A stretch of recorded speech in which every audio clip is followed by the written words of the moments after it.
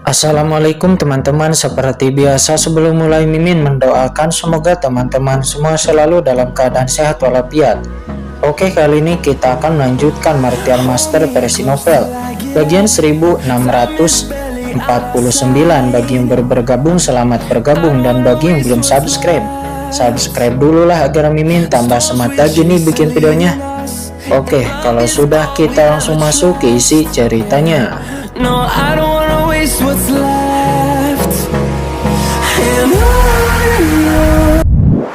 Sayang sekali kamu sudah mati sekarang dan hanya menyisakan sejejak jiwa yang tersisa. Terlebih lagi sudah terlambat bagi klan Tuobam untuk mengikuti Qingchen. Paling-paling itu bisa dianggap sebagai pendukung, tidak seperti aku. Setidaknya aku adalah menteri naga, kata Loro Naga. Dia menggelengkan kepalanya.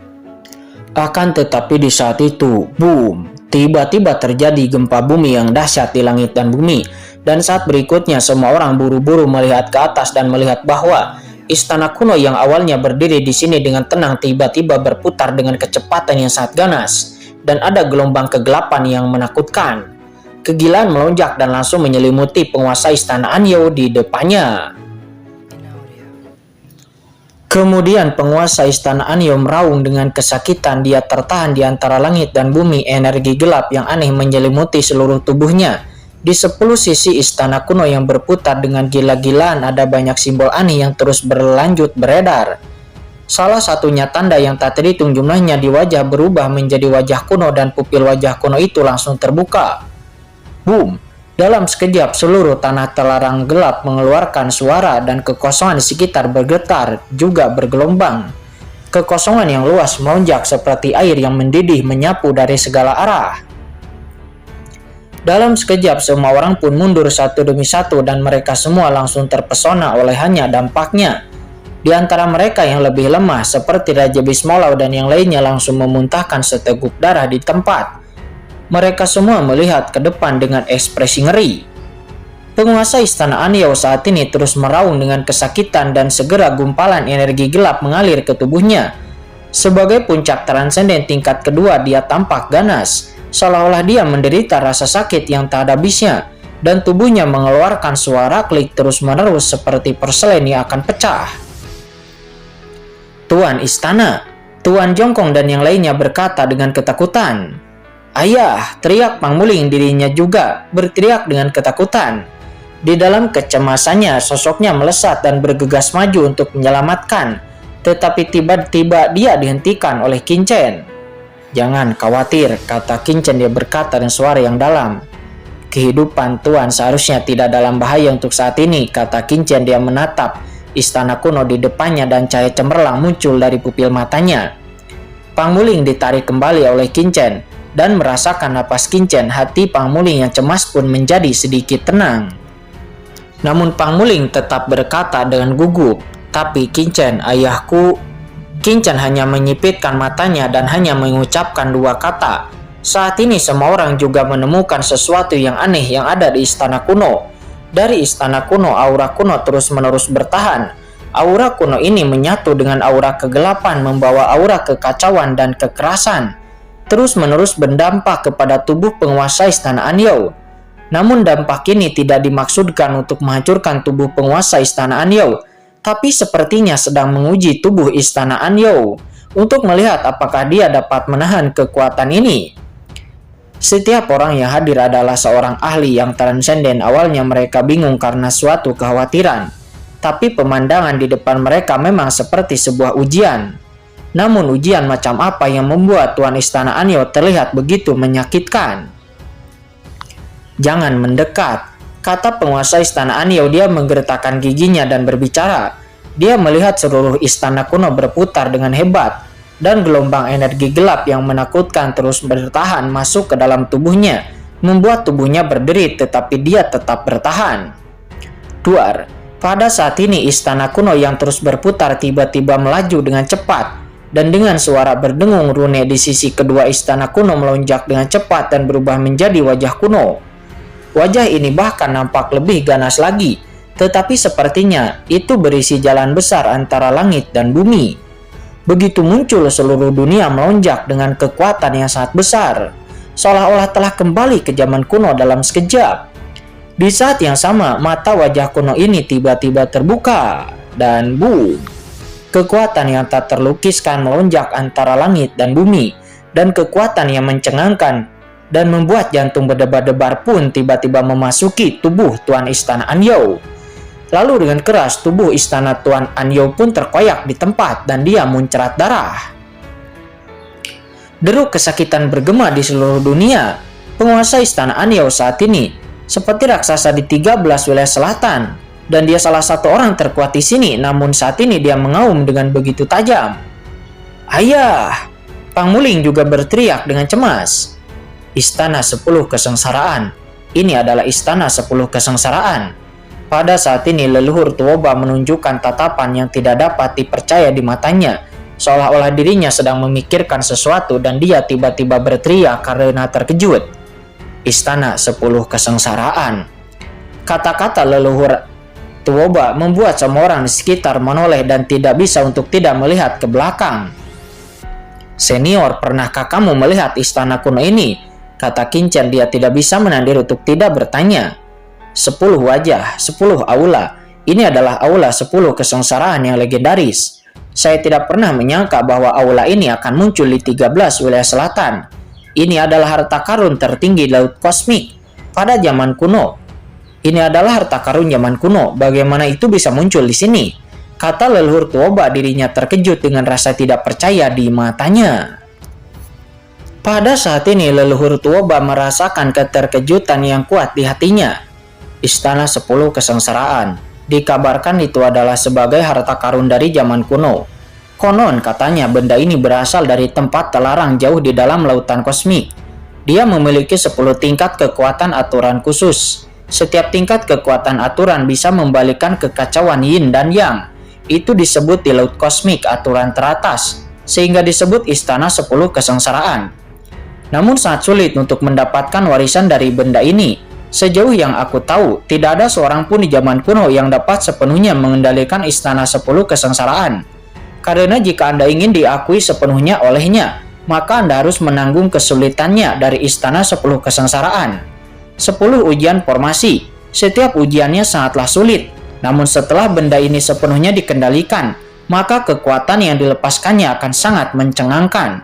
Cukup untuk dengan mudah menghancurkan transenden tingkat ketiga.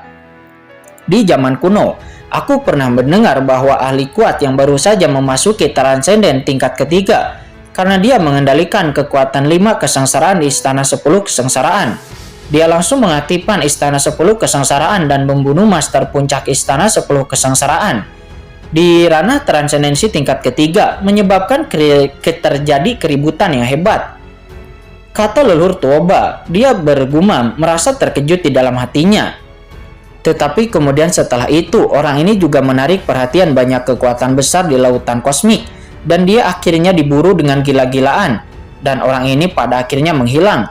Begitu pula dengan Istana 10 Kesengsaraan, itu juga menghilang di dalam luasnya alam kosmik, dan saya tidak pernah menyangka bahwa benda ini akan muncul di sini hari ini.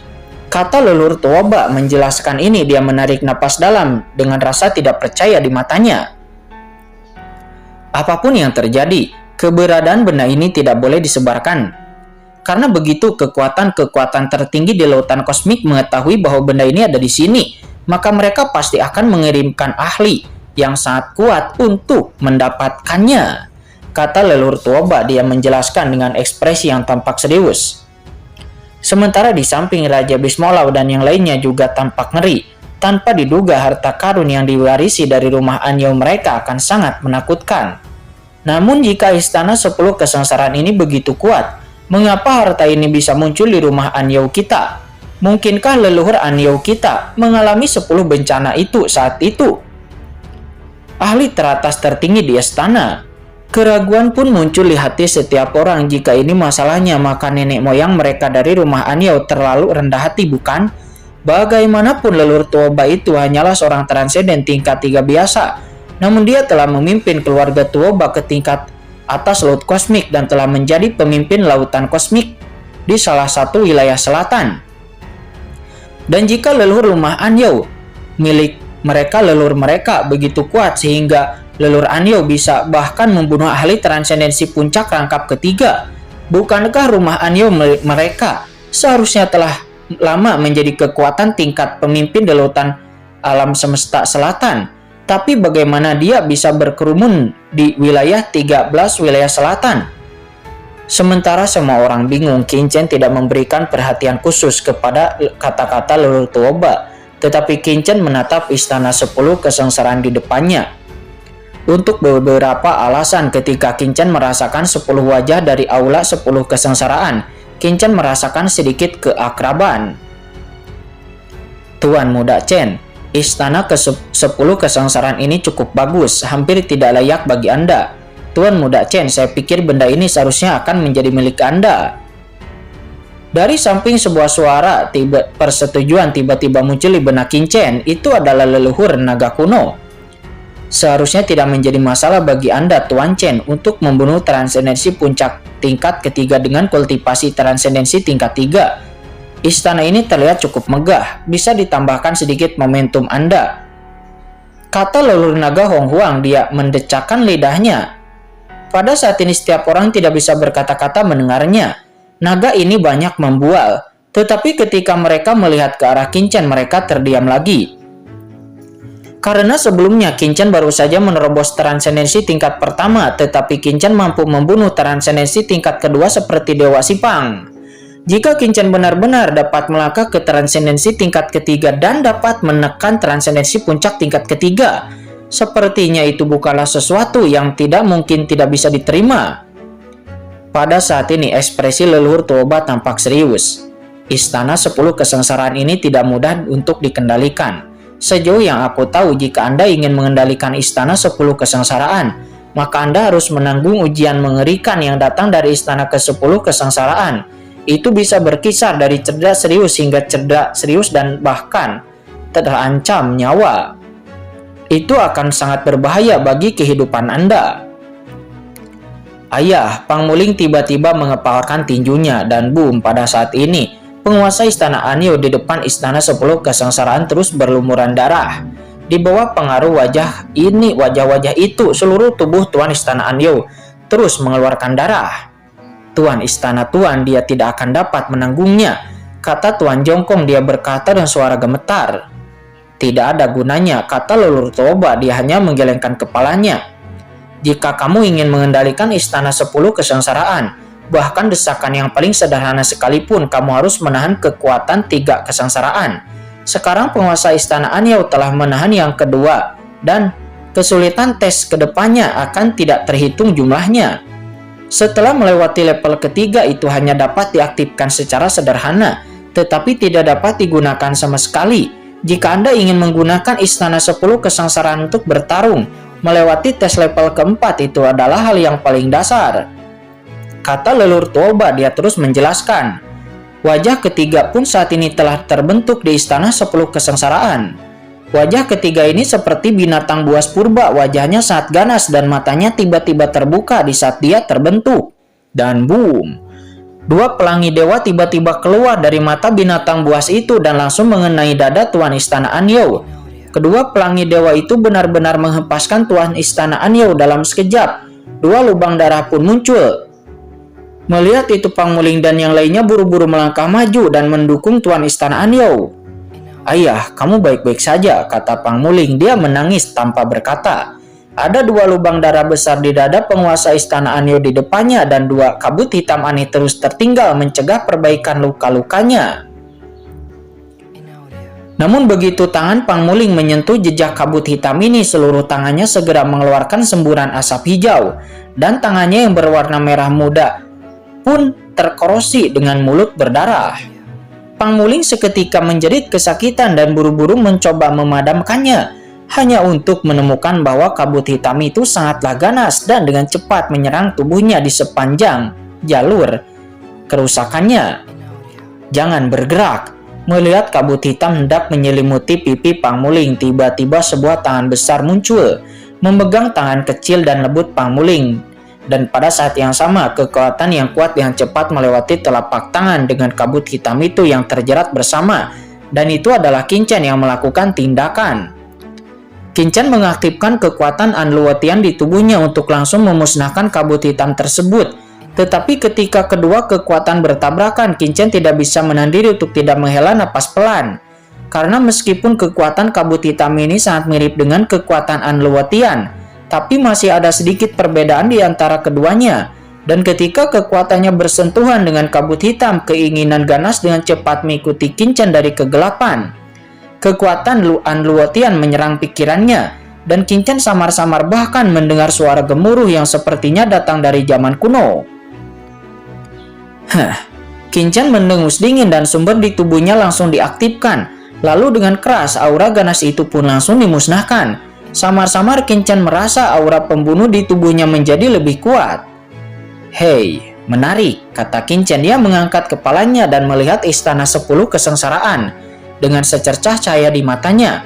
Kemudian Qin Chen dengan cepat menekankan tangannya pada penguasa istana Anyao dan seketika kabut hitam itu dengan cepat menyapu ke arah Qin Chen. "Hancurkan!" teriak Qin Chen.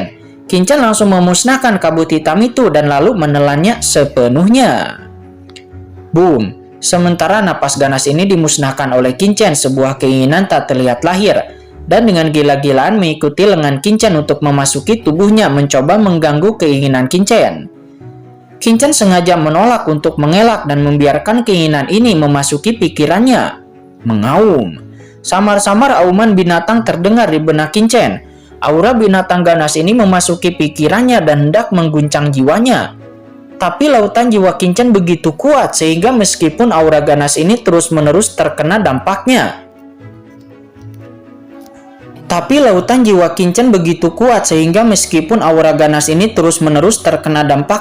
Namun itu seperti menabrak dinding tembaga dan dinding besi, tidak mampu menembus pertahanan Qin Chen. Akhirnya lautan jiwa Qin Chen bergetar sedikit dan langsung berubah menjadi gelombang besar, langsung menghancurkan aura ganas itu. Segera napas murni langsung ditelan oleh lautan jiwa Qin Chen. Samar-samar Qin Chen merasa jiwanya ada sedikit peningkatan. "Semakin menarik," kata Qin Chen, matanya berbinar. Perlu dicatat bahwa dengan kekuatan Qin Chen saat ini sangat sulit baginya untuk meningkatkan kekuatan jiwanya. Tapi ini hanya jejak keinginan yang ditelan olehnya dan bisa merasakan jejaknya. Dari itu di lautan jiwanya memiliki perubahan. Betapa menakutkannya kekuatan yang terkandung di dalam ambisi ini. Jika Anda bisa lulus ujian di aula 10 kesengsaraan, maka seberapa banyak yang bisa Qin Chen tingkatkan? "Terima kasih Tuan Qin karena telah membantuku sebelumnya," kata penguasa istana Anyao. Dia juga telah pulih dari luka-lukanya saat ini dan dia segera berdiri lalu memberi hormat kepada Qin Chen. Karena jika bukan karena bantuan Qin Chen sebelumnya, maka dia akan berada di dalam bahaya. Meskipun hidupnya tidak dalam bahaya, tapi kerusakan pada asal-usulnya tidak dapat dihindari. Mungkin diperlukan waktu bertahun-tahun untuk sepenuhnya menghilangkan aura ganas ini dan memulihkan tingkat kultivasi puncaknya. "Tidak perlu sopan, Tuan, istana ini hanya usaha kecil," kata Qin Chen. Dia tersenyum. Pada saat ini semua orang berbalik dengan jantung berdebar dan melihat ke istana 10 kesengsaraan dengan keterkejutan di mata mereka. Menurut apa yang dikatakan oleh leluhur Tuoba, ada 10 ujian di istana 10 kesengsaraan ini. Tetapi seorang ahli sekuat Tuan istana Anyao, dirinya gagal lulus di ujian ketiga. Lalu, siapa manusia yang bisa meluluskan dari ujiannya? Bahkan, seorang penguasa istana Anyao dengan kultivasi yang sangat kuat pun hanya bisa lulus ujian ketiga. Lalu siapa yang ada di lapangan yang bisa lulus ujian ini?